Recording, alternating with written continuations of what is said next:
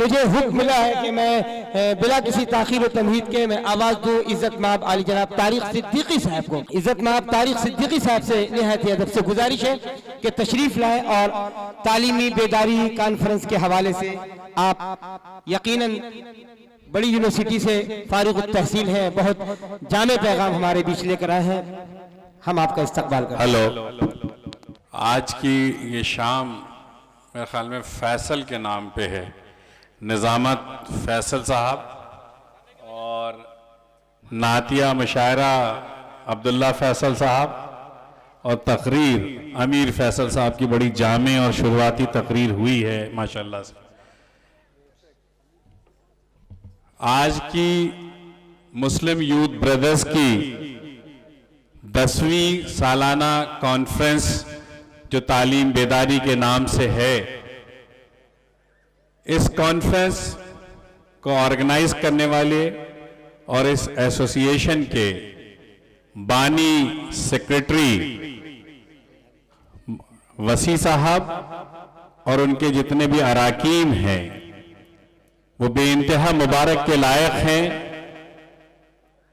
آج کے اس دور میں حالات جب مشکل ہوتی ہے اور خاص طور سے کووڈ کے پچھلے 1.5-2 سال میں بڑے بڑے سورماؤں نے پیچھے ہٹ کر کے اپنی جان بچانے کو زیادہ ترجیح دی ہے، ایسے دور میں وسیع اور ان کے رفقا نے جس نڈر ہو کر کے، جس بے باکی سے اور جس ہمت کے ساتھ کام کیا ہے، اس کا ثانی مجھے لکھنؤ میں نہیں ملتا ہے۔ بہت ساری ایسوسی ایشن اور بہت سارے لوگوں نے کام کیا ہے، لیکن بڑا زبردست کام کیا انہوں نے۔ شہر کے ایک کونے میں رہتے تھے اور فون آیا کہ صاحب آپ کو ہیں دوبگہ میں اور پرابلم آ رہی ہے پی جی آئی کے پاس، اور پتہ چلتا تھا کہ آدھے گھنٹے میں پولیس سے نیویگیٹ کرتے ہوئے، چکمہ دیتے ہوئے، پرانی سی ایک ماروتی وین لیے ہوئے اور وہاں بھی پہنچ جا رہے ہیں۔ بڑی ہمت کے ساتھ، بڑی جسارت کے ساتھ کام کیا ہے، بہت مبارک کے لائق ہیں وسیع اور ان کی پوری ٹیم۔ اس کانفرنس کی جو ہمارے معزز مہمان ہیں، خطیب ملت مولانا کفیل اشرف صاحب، آپ سنتے رہیے، وقت کا اندازہ ہی نہیں لگتا، گھنٹے 2 گھنٹے کب ہو جاتے ہیں اور سب ٹھنڈک منڈک ختم ہو جاتی جب آپ شروع ہوتے ہیں۔ علم اور عمل کا مجسمہ مولانا مصطفیٰ مدنی ندوی صاحب، جن کو بھی آپ نے سنا، آچاریہ ڈاکٹر کرشن جی، ہندو مسلم ایکتا کی چلتی پھرتی پرتیک، ہمارے ساتھ حافظ جاز صاحب، حاجی مشرف صاحب، حاجی کبیر صاحب اور شعیب قریشی صاحب، فیصل صاحب، سارے لوگ، سبھی جان پہچان کے لوگ بیٹھے ہوئے۔ ان تمام لوگوں کو شامل کرتے ہوئے اور خواتین و حضرات جو ہمارے سے پہلے مقررین نے کہی، انہی بات کو میں سمیٹوں گا، وقت بہت زیادہ ہو گیا ہے، میں لمبی بات نہیں کر پاؤں گا۔ آج کا عنوان تعلیم کی بیداری، تو بیدار تو تب ہوں گے جب اہمیت پتہ چلے، تو مجھے لگتا ہے تعلیم کی اہمیت پہ بات ہونی چاہیے۔ تعلیم کی اہمیت کا اندازہ تب ہوگا جب خاص طور سے جو مسلمان قوم ہے، جو میجارٹی میں یہاں بیٹھی ہوئی ہے، اس کو کلیئرٹی آ جائے، صاف ہو جائے اس کے ذہن میں کہ تعلیم دنیاوی ہونی ہے یا تعلیم دینوی ہونی ہے، وہ کلیئر ہو جائے۔ میرا اپنا یہ ماننا ہے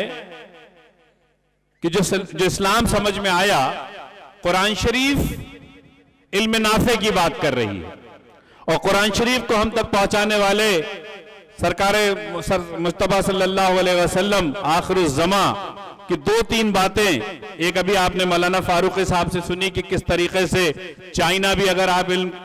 گئے ہوئے تو گویا آپ دین کے راستے میں ہیں، اور دوسری طرف جب بدر کا جو موقع ہے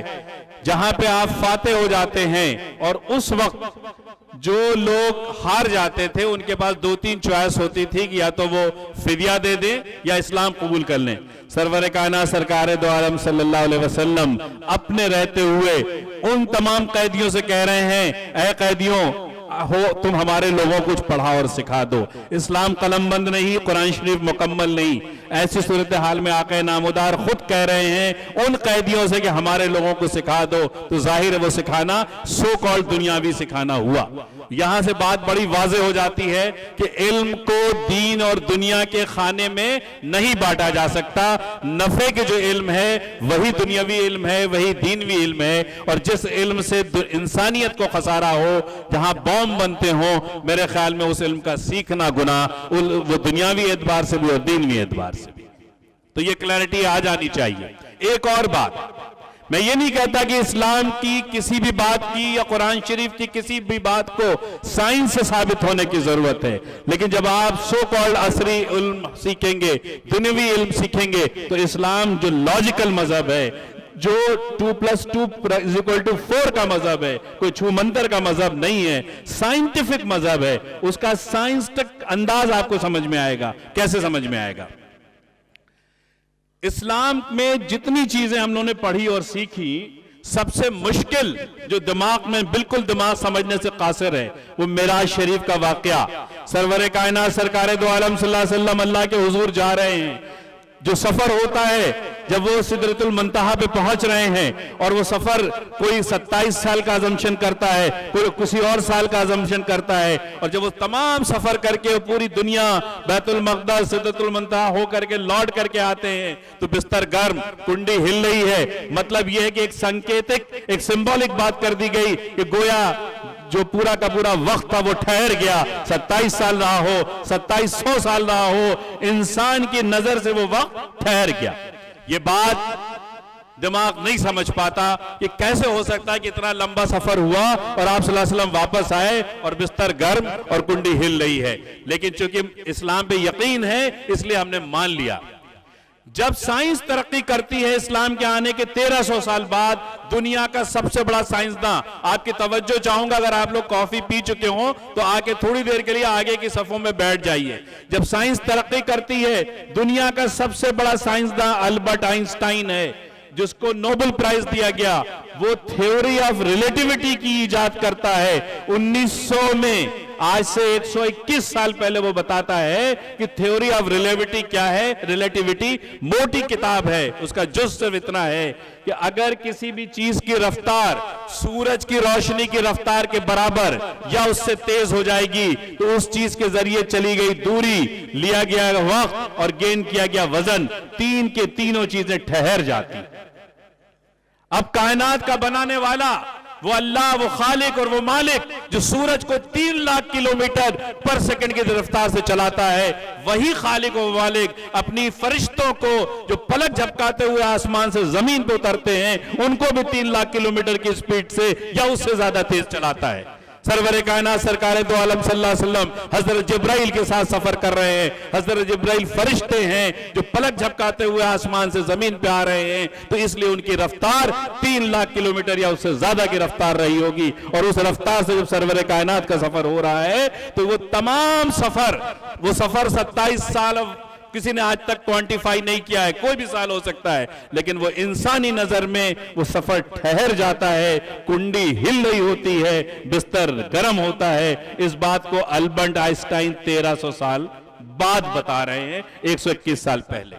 تو جب آپ سائنس سمجھیں گے, فزکس سمجھیں گے, میتھ سمجھیں گے, تو اسلام کا سائنٹیفک انداز بھی سمجھیں گے آپ. یہ سائنٹیفک مذہب ہے. تو دونوں علم ایک دوسرے کو کمپلیمنٹ کر رہے ہیں, دونوں علم. میں اس کو بہت ڈیٹیل جا سکتا تھا, نہیں جاؤں گا.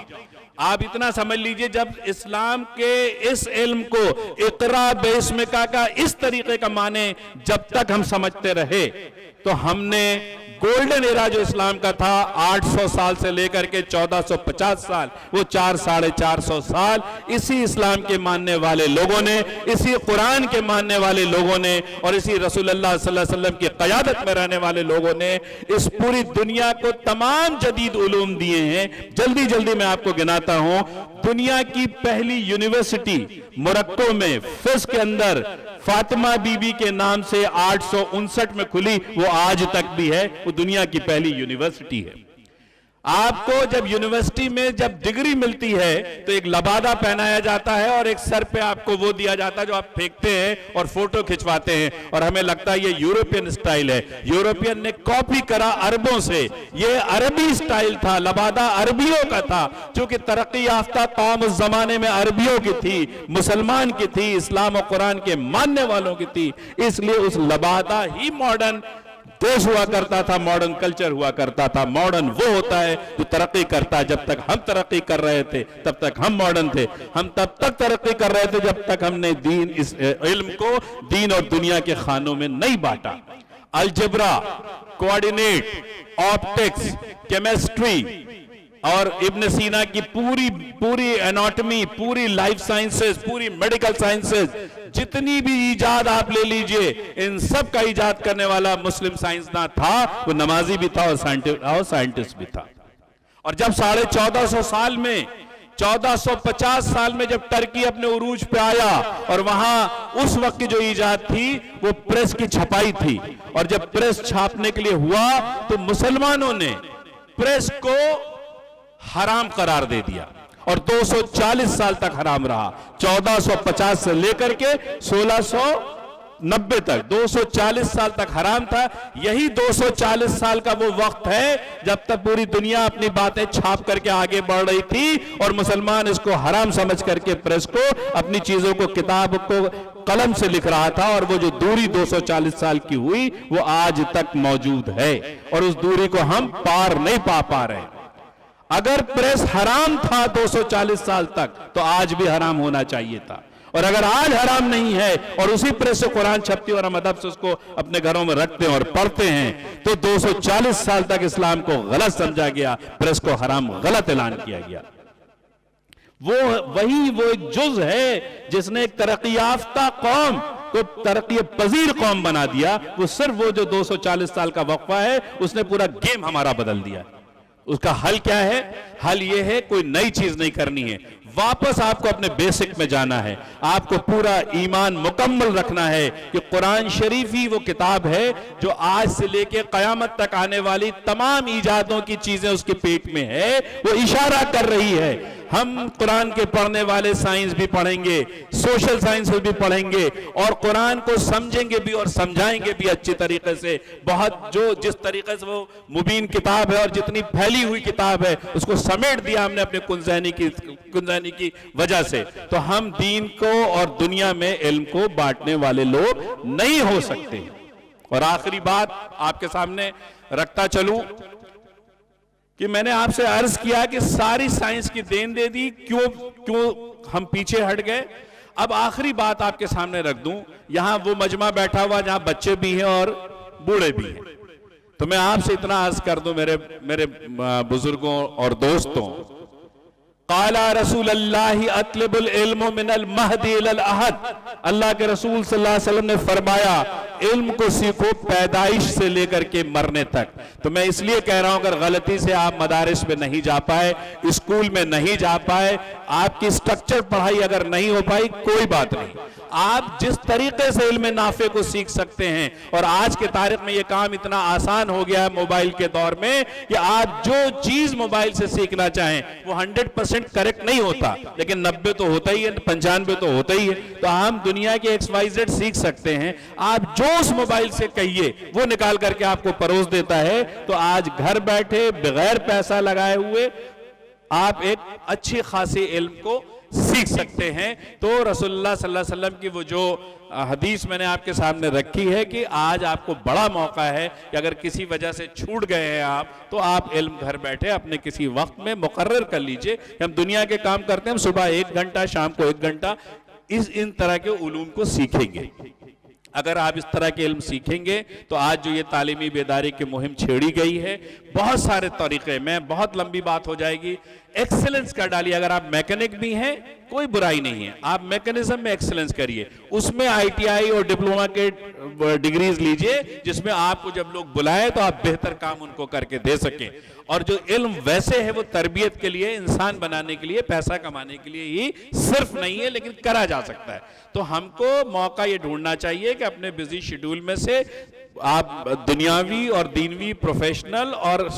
جو پوری طریقے سے آپ کو انسان بنائے وہ علم سیکھنے کی کوشش کرنا چاہیے. علم جس سے مل جائے اس سے سیکھ لیجئے. انہی چند باتوں کے ساتھ میں اپنی بات کو ختم کرتا ہوں. میں شکر گزار ہوں حافظ وسیع سید وسیع صاحب کا جو اس طرح کی کوششیں کرتے رہتے ہیں, جنہوں نے ہمیں یہاں آپ کے سامنے روبرو کرا, اور امید ہے کہ ہم انشاءاللہ کچھ نہ کچھ اس بیداری مہم کو آگے بڑھانے میں جو کنٹریبیوٹ ہو سکتا ہے ہم لوگ کنٹریبیوٹ کریں گے, اور شانہ بشانہ سنی یوتھ بردر کے ساتھ چلنے کی کوشش کریں گے. وآخر الدعوانا ان الحمدللہ رب العالمین.